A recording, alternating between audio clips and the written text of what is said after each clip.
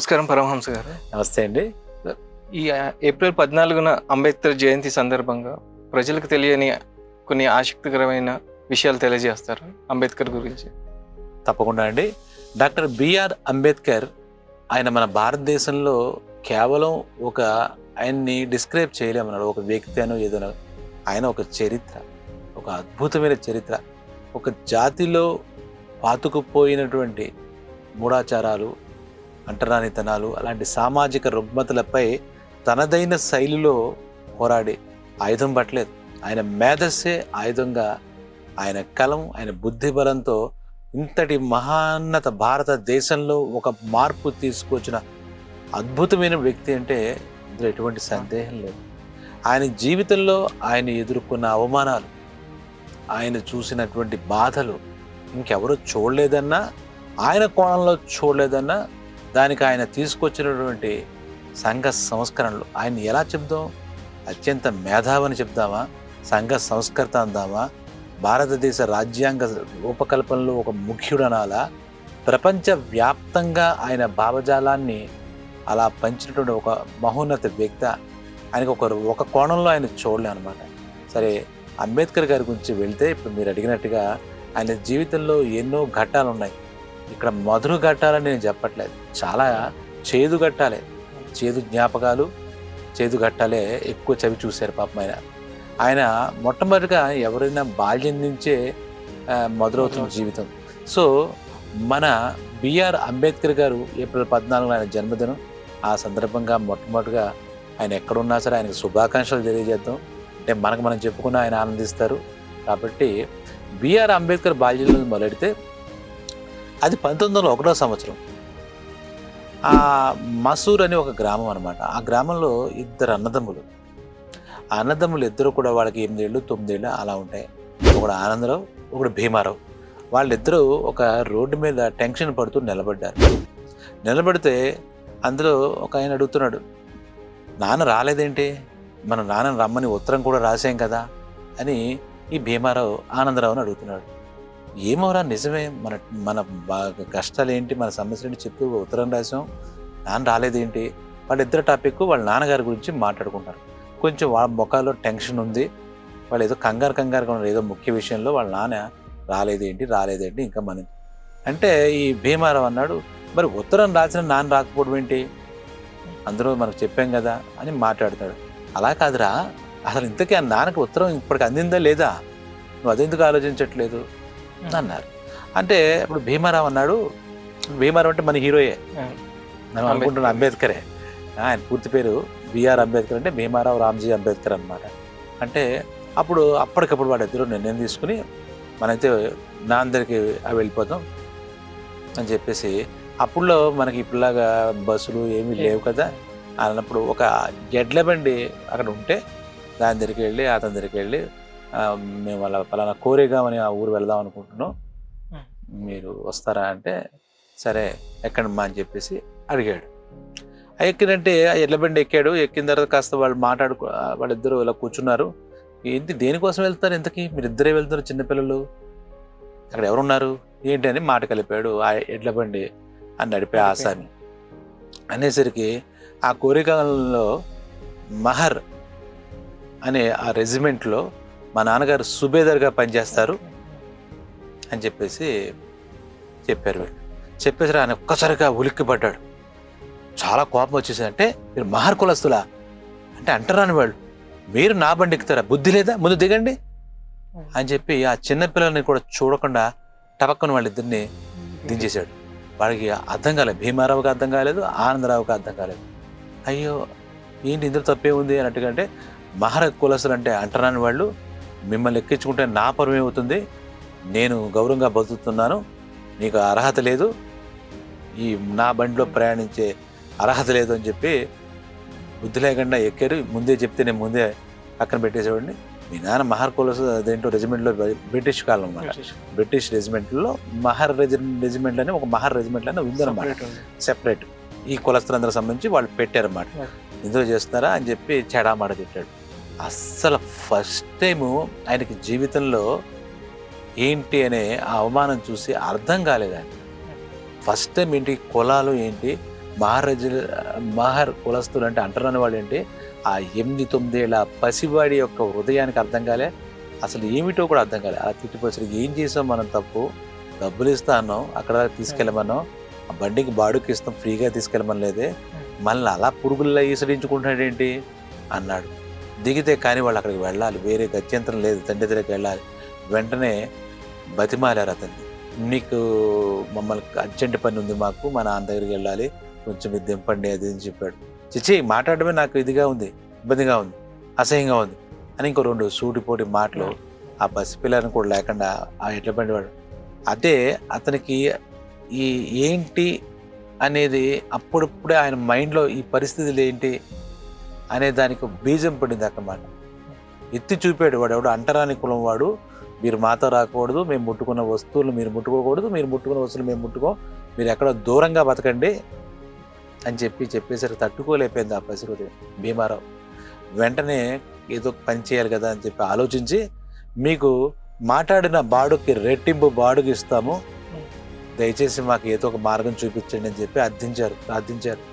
వాళ్ళకి మహార్కులం అంటే ఏంటి అంటారా అంత తెలియదు, ఎవరు చెప్పలేదు, అటువంటి అనుభవాలు అప్పటి వరకు వాళ్ళకి ఏమి ఎదురవ్వలేదు వాస్తవంగా. వెంటనే డబ్బులు అనేసరికి బాడుగు అనేసరికి వీళ్ళు అంటరాని వాళ్ళు అనే విషయం మర్చిపోయినా ఒప్పుకున్నాడు. ఎందుకు శాంతించే, డబ్బు చూస్తే అన్ని శాంతిస్తాయి కదా, శాంతించి ఏమనంటే, ఇప్పుడు కూడా మీ ఇద్దరిని నేను తీసుకెళ్తే నా మీద నాకే అసహ్యం పుడుతుంది, నేను ఒక పని చేస్తాను, మీరు బండిలో కూర్చొని మీరు బండి నడుపుకుంటూ పదండి, మీ వెనకాల నేను నడుచుకుంటూ వస్తాను, ఒకటి డబ్బు కదా అన్నాడు ఈ ఎడ్ల బండి వాడు. ఆ ఎడ్ల బండి వాడే మన సంస్థని వ్యవస్థని మొత్తం మార్చిన అంబేద్కర్లో మొట్టమొదటి బీజం వేసాడు అన్నమాట. అలా చేయకపోతే తీసుకెళ్ళిపోయి మాట్లాడకుండా ఊరుకుంటే మన అంబేద్కర్ మనకు వచ్చేవాడు కాదేమో, ఆ రోజు ఆయనలో ఆలోచన పుట్టేవి కాదేమో. ఈ కుల వివక్షత మీద, అంటరానితనం మీద, వీటి మీద యుద్ధం చేసే ఒక వీరుడు వచ్చేవాడు కాదేమో ఇప్పుడు అలా ఆలోచిస్తే. అది మన మంచిగా అయింది అనేసరికి దిగాడు. ఒక తిట్టుకుంటూ ఇవాళ ఇలాంటి బేరంతో తయారయ్యారు, ఈ మహారగాళ్ళు వీళ్ళు మనకు తయారయ్యారు ఏంటి, దరిద్రం కాకపోతే వాడు తిట్టుకుంటూ ఎడ్ల బండి వాడు వెనకాల నడుస్తున్నాడు. ఆ బండి ఎదురుకెళ్తుంది. ఆ మధ్యాహ్నం మీద కొంచెం దూరం వెళ్ళేసరికి ఎడ్ల బండి అక్కడ ఒక పూటకోళ్ళ ఇల్లు అంటాం కదా, అంటే పూటకోళ్ళ ఇల్లు అంటే ఇప్పుడు మన హోటల్స్ అన్నమాట. వీడికి ఎడ్ల బండి వాడు, నేను ఆగుతున్నాను, కాస్త మజ్జిగ తాగి తినేసి వెళ్దాం, మీరు అక్కడ దూరంగా నిలబడండి, బండి దిగి అన్నాడు. అంటే వీళ్ళకి దాహం వేస్తుంది, భీమారావుకి ఆనందరావు సోదరులకి, అంటే మన అంబేద్కర్ సోదరు కూడా దాహం. అక్కడికి ఆ పూటకోళ్ళ ఇళ్ళకి దగ్గరికి వెళ్ళేసరికి వాళ్ళు బుద్ధిందా లేదా, ఎన్నిసార్లు చెప్పాలి మీకు, ఇది మీలాంటి వాళ్ళు వచ్చే ప్రదేశం కాదు, దూరంగా నిలబండి అని చెప్పేసి మళ్ళా ఇంకోసారి తీసుకున్నాడు. ఆ పూటకోళ్ళ ఇల్లు అంటే ఆ హోటల్లో యజమాని కూడా ఎవరు ఏంటి ఎందుకు అలా అంటే, ఎవరు అనుకుంటున్నావు, మహార్ కులస్తులు, ఇక్కడ మనతో ఎలా కలుస్తారు వాళ్ళు అంటే, అయ్యయ్యో మంచి మాట చెప్పావు, ఇక్కడ అందరూ వచ్చే ప్రదేశం, నాకు రెప్యుటేషన్ పోతున్నట్టుగా వాడు కూడా అలాగండి. అంటే దాహంగా ఉందండి అన్నారు పక్కన పిల్లలు, అక్కడ దూరంగా వెళ్ళండి, అక్కడ కూడా నీళ్ళు ఉంటాయి వెళ్ళండి అంటే, అక్కడ పరిశుభ్రమైన నీరేం లేదు, మురికి నీళ్ళ ఉన్నాయి. అక్కడికి వెళ్తే మళ్ళా భీమారావుకి ఇది రెండో అనుభవం ఒక రకంగా చెప్పాలంటే. ఆ నీళ్లు చూస్తే తాగడానికి పనికిరావు, మురికి నీళ్ళు, దాహం వేస్తుంది. అరే ఎందుకు వీళ్ళు ఇలా ప్రవర్తిస్తున్నారు, మనకి దాహం సాయంత్రం, ఆయనకేమో మంచినీళ్ళు అని కూడా ఇంత చేస్తున్నాడు ఏంటి అన్నాడు.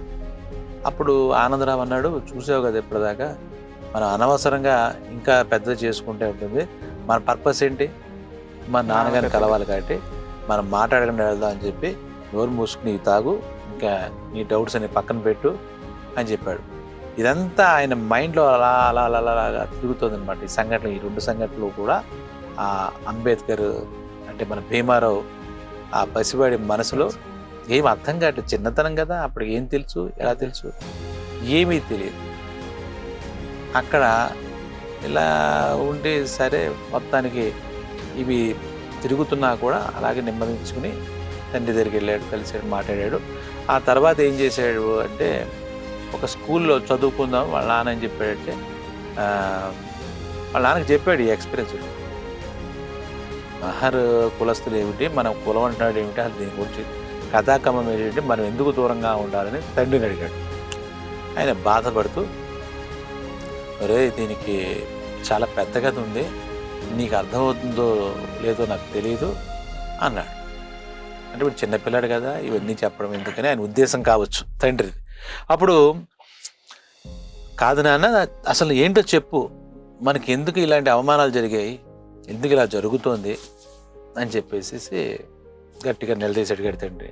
వీడికి చెప్పకపోతే లేనిపోయిన ఆలోచనతో వీడు ఇంకోలా తయారవుతాడేమో అని చెప్పి ఆ తండ్రి వర్ణ వ్యవస్థ, భారతదేశంలో కుల వ్యవస్థ ఎలా ప్రారంభమైంది, ఇందులో మనుధర్మం ప్రకారం 4 ఉండేవారు, బాగా చదువుకుని దేవుడికి పూజలు చేసేవాళ్ళు బ్రాహ్మలు, పరిపాలన చేసి ఖండబలం ఉండి మొత్తం అందరినీ ప్రజారాజ్యంగా పరిపాలించేవాళ్ళు క్షత్రియులు, వ్యాపారం చేసేవాళ్ళు వైశ్యులు, అలాగే మనకి 4వ వ్యవస్థ అంటే సేవలు అందించేవారు. వీళ్ళంతా కలిపి ఒక కేటగిరీ కమ్మరి కుమ్మరి ఇలా మొత్తం. అయితే ఎవరైతే మొత్తం అందరి జనానికి సేవలు, రకరకాల వృత్తి సేవలు అందిస్తారో వాళ్ళు శూద్రులు అని చెప్పాడు.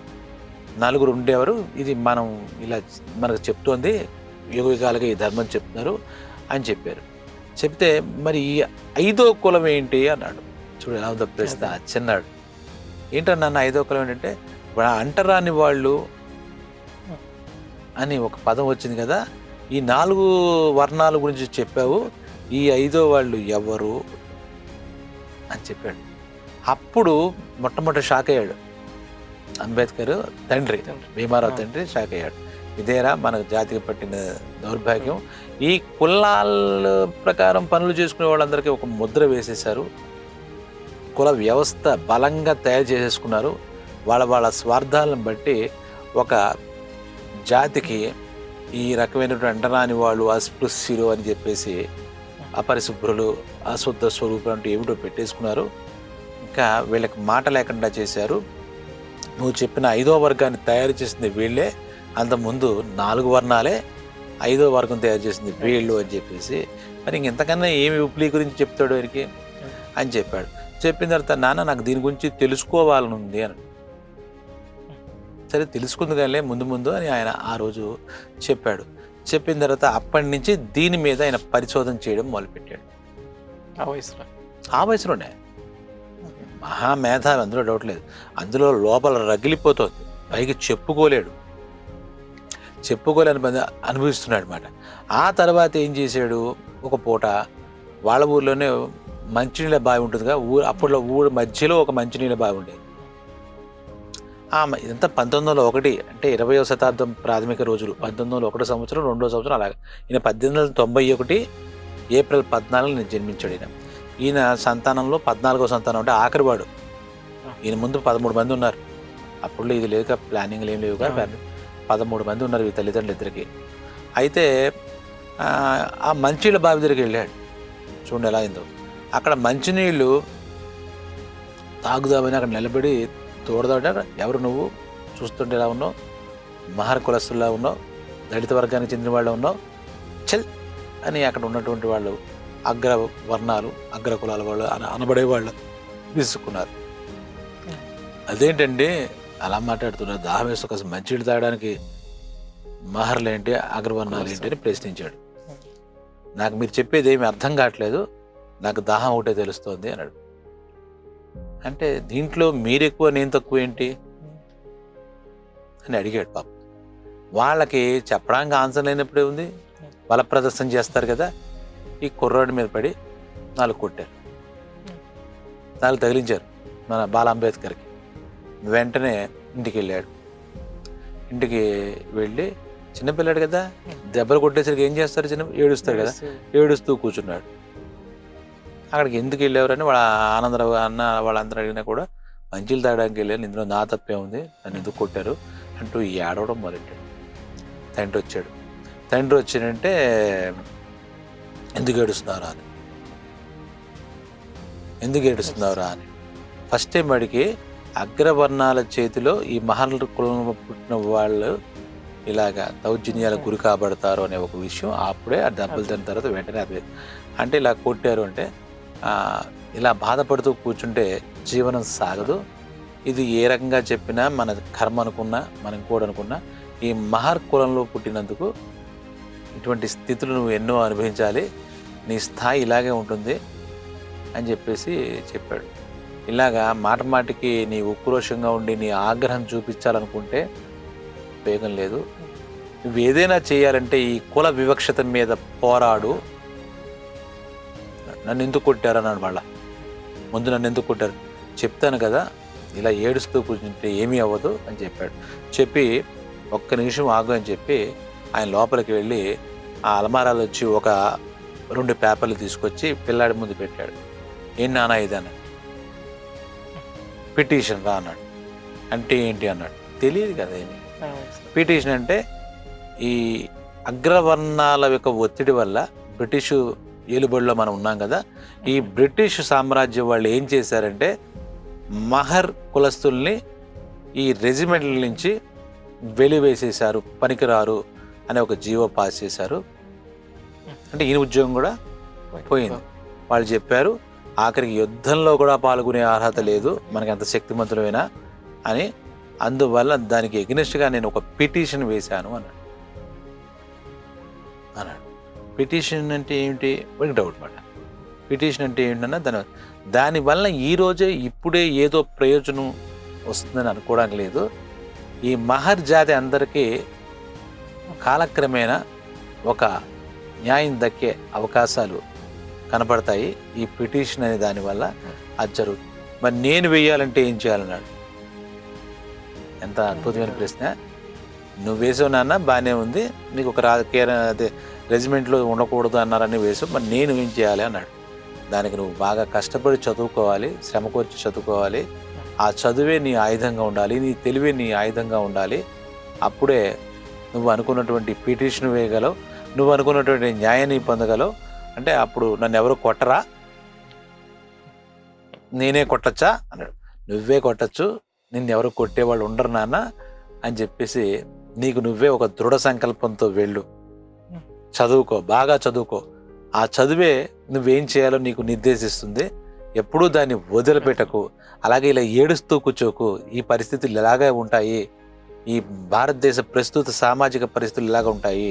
అంటే దీనికి ప్రభుత్వం ఏం చేయలేదంటే, ప్రభుత్వం కూడా బ్రిటిష్ వాళ్ళు మన భారతదేశాన్ని తమ ఏలుబడిలో తీసుకున్న తర్వాత వాళ్ళ వల్ల ఏదైనా అవుతుందంటే ఈ కుల వ్యవస్థను ధృవీకరిస్తూ దీనికి మరింత బలాన్ని ఇస్తూ చట్టాలు చేశారు. వాళ్ళు చేసిన పని ఏంటంటే చట్టాలు చేశారు. దాంతో ఈ మన కులస్తులు, మన మహర్ కులస్తులు మనం అందరం కూడా నిజంగానే ఆ చట్టం చేయడంతో మన అంటరాని వాళ్ళుగా వాళ్ళు స్టాంప్ వేసినట్టు ఏం తప్పితే లేదు. ఇప్పుడు చూస్తే ఒక మనం ఇలా ఎంతమందిని చేశారు వాళ్ళు అటు. ఆయనకి ఉద్యోగాలు చేసాడు కదా ఆయన లెక్కలు చూసి చిన్నపిల్లడని వదిలిపెట్టకుండా డౌట్ క్లియర్ చేయాలని. ఇప్పటికి 6 లక్షల మంది ఉన్నారా మన మనం ఏం చేయాలి. సరే అంటరాని వాళ్ళు అన్నాడు. అది వాళ్ళు అగ్రవర్ణాలు అని పిలువబడే మిగిలిన వర్ణాలు అందరి వస్తువుల్ని కానీ వాళ్ళ జోలికి కానీ వాళ్ళ ప్రదేశాలు కానీ మనం వెళ్ళకూడదు. వాళ్ళ వస్తువుల్ని కానీ వాళ్ళ ఏ విషయంలో తలదూర్చకూడదు. మనం తలదూరిస్తే ఇందాక దెబ్బలు తిన్నా అలా దెబ్బలు తినాలి. అలాగే మన జోలికి కూడా వాళ్ళు రారు. మనం ఉన్న మీ ఊరికి చివరిగా మనం ఉండాలి, వారి మధ్యలో ఉండకూడదు. వాళ్ళతో ఎప్పుడూ కూడా మనం మాట్లాడే ప్రసక్తి లేదు. ఇంకా వాళ్ళు పెట్టిందే దయతలిస్తే తింటాం, లేదా లేదు అంటాడైతే మనం ఏ పని చేయాలి అంటాడు. చాలా గమ్మత్తు అనమాట.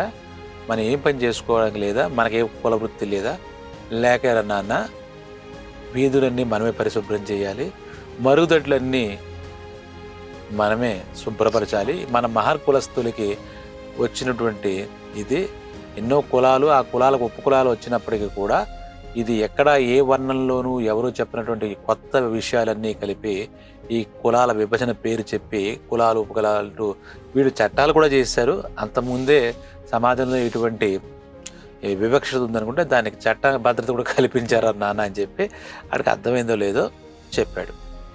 ఏం చెప్పాడు? మన వీధులు శుభ్రం చేసుకోవాలి, దానికి మనం అంకితం అయిపోవాలి. మన జన్మ ఎప్పుడు మన స్థాయి ఇంతే, మనం కిందే ఉండాలి, వాళ్ళ కాళ్ళ కిందే ఉండాలి. వాళ్ళు చెప్పిన పనులు చేసి వాళ్ళు పెట్టిందే తినాలి, వాళ్ళ దయ మీద మనం బతకాలి. ఇది అన్యాయం కదా అన్నాడు. నాన్న నువ్వు ఎంత చెప్పినా ఎంత చించుకున్నా నువ్వు న్యాయం ఏంటో నువ్వు ఆలోచించి నువ్వు ముందుకెళ్ళు, తప్పితే ఇంత మంచి చెప్పేది ఏం లేదు అని చెప్పాడు. అప్పటి నుంచి ఆయనలో ఒక సంఘర్షణ.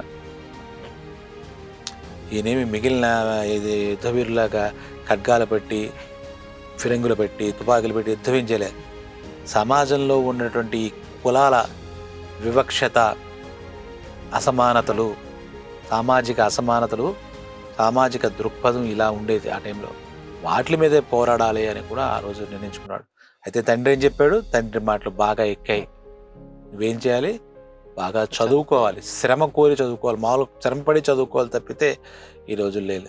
అప్పుడు అతనికి ఏమనిపించిందంటే ఈ కుల చరిత్రలు చదువుకోవాలి, కుల వివక్షతల గురించి చదవాలి, ఈ కులాలపై బ్రిటిష్ చట్టాలు చేసినటువంటి చట్టాలను చదువుకోవాలి.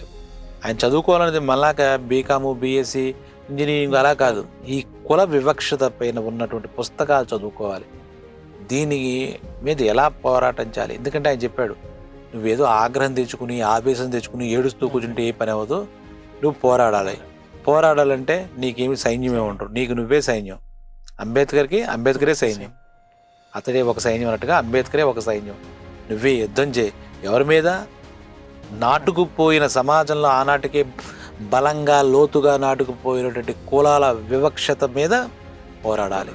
ఎందరికో మనలాంటి వాళ్ళకి విముక్తి కల్పించాలి, వాళ్ళకు కూడా జనజీవన స్రవంతిలోకి చోటు ఇవ్వాలి అన్నాడు. తర్వాత గమనించి అప్పుడు ఈ కుల వివక్షత 2 విషయాల్లో బాగా ఉండేది, కనపడిపోయేది. ఒకటి మంచినీళ్ళ విషయంలో, మంచినీళ్ళ బావిల దగ్గరికి పొరపాటును కూడా ఈ మార్క్ కులస్తుల్ని వాళ్ళ భాషలో అంటారనే వాళ్ళని రానిచ్చేవారు కాదు. రెండోది, ఈ మార్క్ కులస్తులని వివరించారు, విడదీశారు, వాళ్ళ మీద ముద్ర వేశారు అకారణంగా. కానీ వాళ్ళు హిందూ మతమే, హిందూ దేవీ దేవతల్ని పూజించేవారు. కానీ హిందూ దేవాలయాల లోపలికి వెళ్ళే అర్హత, ప్రవేశించే అర్హత ఈ మహర్ కులస్తులకి, అంటే ఈ దళిత కులస్తులకి అప్పుడు లేదు. ఈయనకి ఈ తండ్రికి ఆధ్యాత్మికత ఎక్కువ. అంబేద్కర్ తండ్రికి వీళ్ళ పిల్లలందరినీ కూర్చోబెట్టి దేవుడి కథలన్నీ చెప్పడం, ఇవన్నీ ఆయన చేస్తూ ఉండేవాడు. ఇంట్లో కూడా దేవీ దేవతలను పూజించడం అనే ఒక ఆచారం ఉండేది అన్నమాట. ఈయన ఆ గుళ్ళకి వెళ్దాం అనుకుంటే మళ్ళీ అక్కడ తిరస్కారం, అక్కడ ఎవరో చూడడం, నువ్వు ఎవడురా, నువ్వు పలానా కదా, నువ్వు మహర కులస్తుడు కదా అని చెప్పేసి దాన్ని తగలేసేవారు. మంచినీళ్ళు అనేది లేనే లేదు. ఆ మురికి నీళ్ళు ఎక్కడ ఊరి చివరికి పోయో ఏదో కాస్త తీసుకుని దాహం దప్పిక తెచ్చుకునేవాడు. వీళ్ళంతా కూడా అంబేద్కర్ ఒకడే అందరూ తెచ్చుకునేవారు. అప్పుడు నాన్న చెప్పాడు కదా, బాగా ఆలోచించాడు. ఏడుస్తూ కూర్చోకూడదు, అవమానాలకి ఎదురు తిరగాలి, అవమానాల నుంచి మనందరం బయటపడాలి, దానికి ఏదో మార్గం ఆలోచించాలి, ముందు మనకి చదువుకోవాలి అని చెప్పేసి ఒక సంకల్పం వచ్చింది. సరే, ఒక పాఠశాలకు వెళ్ళాడు. పాఠశాలకి వెళితే అక్కడేం జరిగింది? మరో అవమానం. ఈ అగ్రవర్ణాలన్న వాళ్ళంతా కూడా ఇలా కుర్చీల్లో, చెక్క కుర్చీలు, చెక్క బల్ల మీద కూర్చుంటే దూరంగా, ఈయన గాలి కూడా పొడసోపినంత దూరంగా కింద నేలపైన, కడిగిన నేలపైన కూర్చోమన్నారు. కూర్చోమంటే అంటే పుస్తకాల్లో కొన్ని రాసిన సంఘటనలు కావచ్చు, మరి ఇది ఏం జరిగిందో నిజమైన చరిత్రలో ఉండొచ్చు. కానీ ఆ పాఠాలు చెప్పే ఉపాధ్యాయుడు అంటే పిల్లల్ని ఉద్దేశించి, ఏంటి, ఒక బుట్టలో 55 బత్తాయి పళ్ళు ఉన్నాయి, 3 బుట్టలు ఉంటే ఎన్ని అవుతాయి, అలాంటి ఒక లెక్కల ప్రశ్న అడుగుతారు. అడిగితే వాడు ఈ అగ్రవర్ణాల పిల్లలు అనబడే వాళ్ళంతా ఏదో సమాధానాలు చెప్తున్నారు. వాళ్ళు తేయట్లే. ఏకసంధాగ్రహి ఈ అంబేద్కర్ కింద కూర్చున్నాడు, కానీ సమాధానం చెప్పేయాలని చెప్పేసి ఆత్రం ఇతనిలో ఉంది. టీచర్ గారు 160 అంటే నోరు మూసుకో, ఎంత ధైర్యం నీకు, నోరు తెరుస్తున్నావు ఏంటి? సమాధానం చెప్పడానికి కూడా నువ్వు ప్రశ్నించే అధికారం లేదు, నీకు సమాధానం చెప్పే అధికారం కూడా. నోరు మూసుకుని ఏదో చెప్తాను వింటాను ఒకటి, కూర్చోమన్నాను, అది బయటికి పో, నోరు మీదపద్దు అంటే సమాధానం కూడా చెప్పడానికి లేదా? ఇదేంటి పరిస్థితి? అక్కడ ఒక అవమానం ఎదురైంది. చిచ్చి, ఇలా స్కూల్లోకి వెళ్ళలేదని చెప్పేసి చూస్తే అక్కడే ఒక స్కూల్లో అందరూ టీచర్లు అలాగ ఉంటారు, అందరూ మనుషులు అలా ఉండగా అగ్రవర్ణాలని ఎట్టింగ్ పెట్టి అందరూ మనుషుల పట్ల అలాగే ప్రవర్తిస్తారనుకోవడం లేదా? చెడ్డవాళ్ళు మంచి వాళ్ళు ఉంటారు, మంచి వాళ్ళు చెడ్డవాళ్ళు ఉంటారక అప్పటి నుంచి ఏం చేసాడు అంటే, ఇక్కడ అదే స్కూల్లో అంబేద్కర్ ఇక్కడే వచ్చింది మనకి ఈ టర్నింగ్ పాయింట్. ఆ అంబేద్కర్ అనే ఒక టీచర్ గారు ఈ యొక్క భీమారావు స్థితిగతులు చూసి, అతని మీద ఉన్నటువంటి పరిస్థితులు చూసి, అతను పడుతున్న బాధలు అవమానాలు చూసి అతను కరిగిపోయాడు. కరిగిపోయాడు. బాగా చదువుకుంటున్నాడు. అతనికి పుస్తకాలు అవి ఇచ్చి ఎంకరేజ్ చేసి బహుమానాలు ఇచ్చి బహుమతులు ఇచ్చి ఏంటి నువ్వు ఏం చదువుకుందాం అనుకుంటున్నావురా అని అడిగితే ఆయన ఇదే సమాధానం, ఈ కుల చరిత్రలు చదవాలనుకుంటున్నాను గురువుగారు, అప్పటికి ఎంత 9 ఏళ్ళు అన్నాడు. చాలా నాకు ముచ్చటేస్తోంది. సరే చదువుకో అయితే ఈ చదువుకోవడానికి కూడా ఈ కుల వివక్ష అడ్డుపడుతుంది కదా, కాబట్టి ఇవాళ నుంచి అక్కడ ఏదో రిజిస్టర్ ఉంది, అటెండెన్స్ రిజిస్టర్ తీసుకురా అన్నాడు. ఆయన పేరు మహాదేవ్ అంబేద్కర్. ఈయన చరిత్రలో ఆయన కూడా ముఖ్య పాత్రే. అర్థమైందా? ఆ మాస్టర్ గారి పేరు, సపోర్ట్ ఇచ్చిన మాస్టర్ గారి పేరు, తిరస్కరించి అవమానించిన మాస్టర్ కాదు. ఆయన పిలిచి ఇగో ఈ రోజు నుంచి నీ పేరు భీమారావు అంబేద్కర్. ఎందుకంటే నీ కులానికి నీ చదువుకి నీ కులం అడ్డవుతుంది కాబట్టి ఆ కులం మార్చి నా కులం నీకు అడాప్ట్ చేస్తున్నాను. ఈ పేరు చూస్తే ఎవడో కూడా నిన్ను ఫలానా అని చెప్పేసి, ఎందుకంటే మహర్ కులస్తులు ఇంటి పేర్లు బట్టి గమనించి ఇప్పుడు కూడా పలానా ఇంటి పేరు అంటే పలానా కులం ఇప్పుడు కూడా మనం చెప్పుకుంటూ ఉంటాం కదా, అలాంటి పరిస్థితి నీకు ఎదురవ్వదు, ధైర్యంగా ఉండు అని చెప్పాడు. సరే వీటికి అది ఎంతో తెలియదు. సరే నీ పేరు ఇదని రిజిస్టర్లో రాసి చూపించాడు. చాలా ఇది ఇచ్చాడు అనమాట. ఆ ఇచ్చిన తర్వాత అక్కడ అంబేద్కర్కి అడుగడుగున అడ్డంకులే, అడుగడుగున కష్టాలే. ఇంటికి వెళ్ళాడు. ఇది బాగానే ఉంది, అంబేద్కర్ పేరు పెట్టారు అని సంతోషంగా ఉన్నాడు. ఇంటికి వెళ్ళాడు. ఇంటికి వెళితే వాళ్ళ నాన్న అందరి పిల్లల్ని ఇలాగ చుట్టూరా కూర్చోబెట్టాడు. కూర్చోబెట్టేసరికి మీకు ఒక ముఖ్యమైన విషయం చెప్పాలరా అన్నాడు. ఏమిటి చెప్తాడో, నాన్న ఏం మంచి మాట చెప్తాడో వాళ్ళు కూర్చున్నారు పాపం ఈ మొత్తం పిల్లలందరూ కలిసి. ఆయన అన్నాడు, నేను 2వ పెళ్లి చేసుకుందాం అనుకుంటున్నాను అని చెప్పాడు. ఎందుకు? అంబేద్కర్కి అంతకుముందు 2-3 ఏళ్ల క్రితం, అంటే ఆయనకు 6 ఏళ్ళు ఉన్నప్పుడు తల్లి చనిపోయింది ఏదో వ్యాధి జబ్బు చేసి. సో వీళ్ళ తండ్రికి భార్య లేదు, నాకు ఇబ్బంది అవుతోంది, మిమ్మల్ని అందరినీ పెంచాలంటే కూడా కష్టం, నేను ఇంకో పెళ్లి చేసుకుంటాను. అది మింగుడు పడలేదు అంబేద్కర్కి. తన తల్లి స్థానంలో ఇంకో తల్లిని ఊహించలేకపోతున్నాడు. ఎందుకంటే పిల్లలందరికీ అలాగే ఉంటుంది కదా. అది సరే ఆయన ఇష్టం. చిన్నపిల్లడిగా ఆయన తండ్రికి అవును కాదని చెప్పే పరిస్థితి లేదు. పిల్లలకి ఆయన ఓన్లీ ఇదని విషయం చెప్పి పెళ్లి చేసుకుని వచ్చాడు.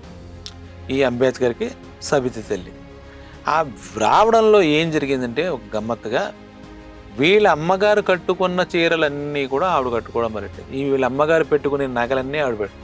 దాంతో ఈయనకి చాలా బాధ కలిగింది. మా అమ్మ కట్టుకునే చీరలు నువ్వు కట్టుకుంటావా? మా అమ్మ వేసుకునే ఆభరణాలు వేసుకుంటావా?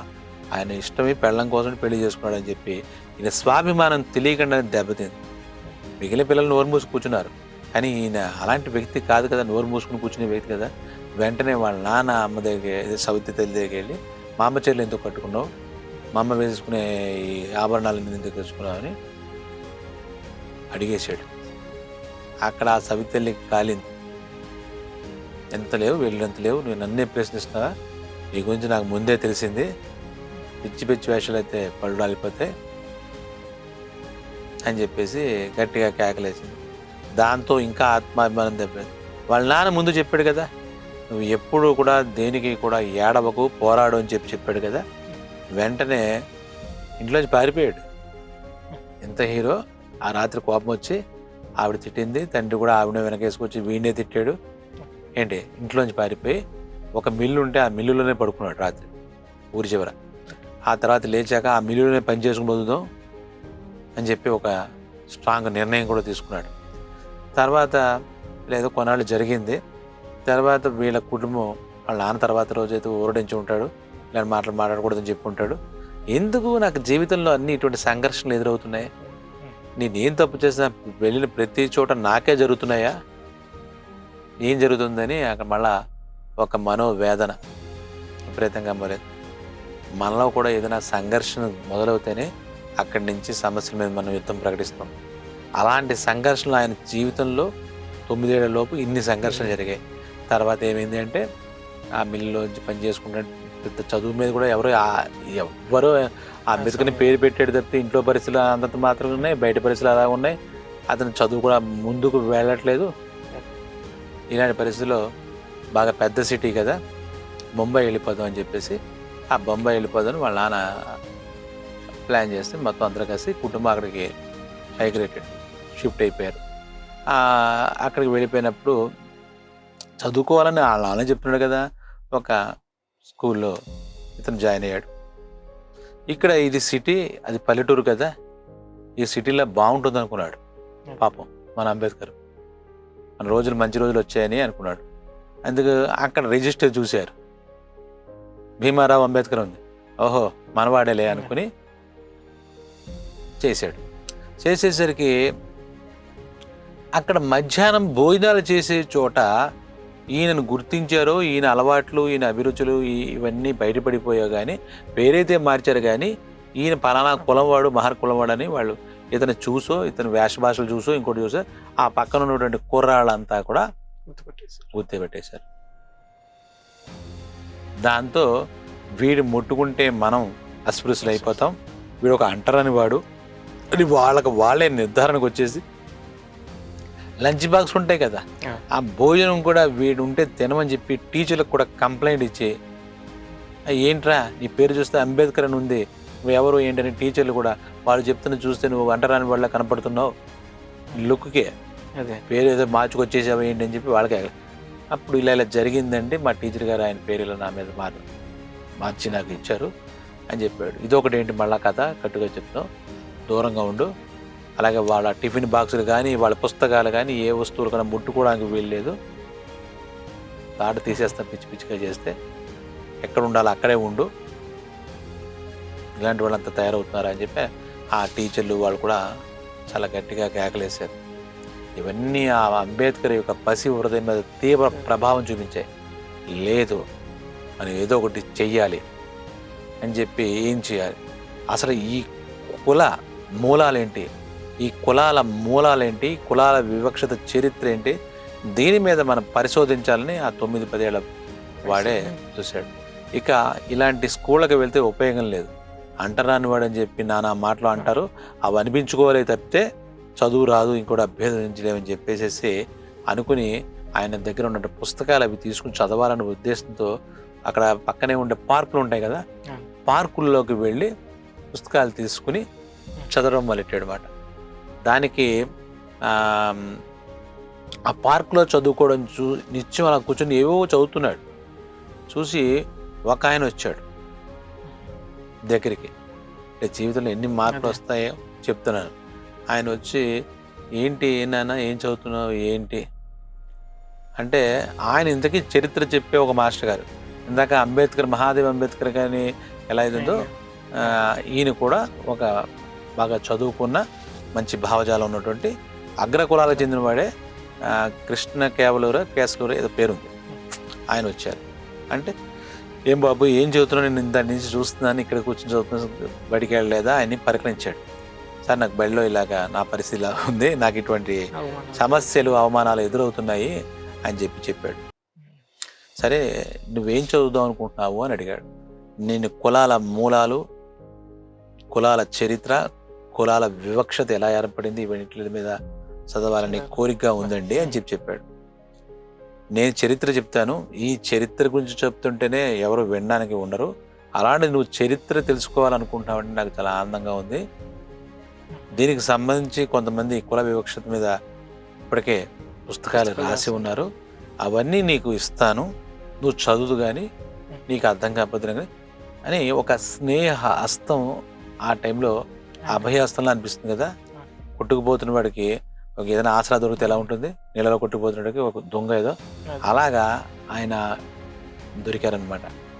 ఆ రకంగా అక్కడి నుంచి ఆయన జీవితంలో పెను మార్పులు వచ్చాయన్నమాట.